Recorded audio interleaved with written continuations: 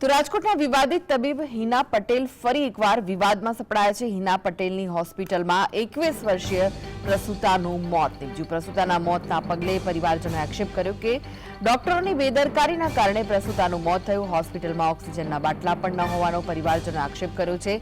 જ્યાં સુધી ન્યાય નહીં મળે ત્યાં સુધી મૃતદેહ સ્વીકારવાનો ઇનકાર કરી દીધો।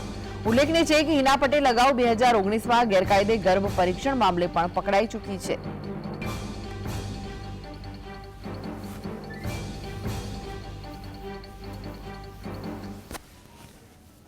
ભાણીને સીધા આવી કે છોકરી આવી છે, તમે કઈ ઉપાધિ ન કરો, છોકરીને કઈ થયું નથી, અને એને સીધા એમ્બ્યુલન્સમાં બેહાડીને લઈ ગયા જીજુવારે।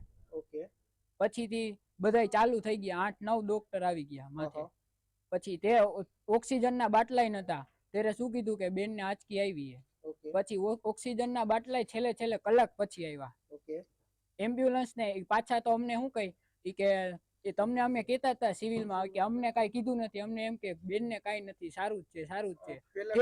પેલા કોઈથી બેનને આંચકી આવી હતી? બેનને કાંઈ તકલીફ જ નથી।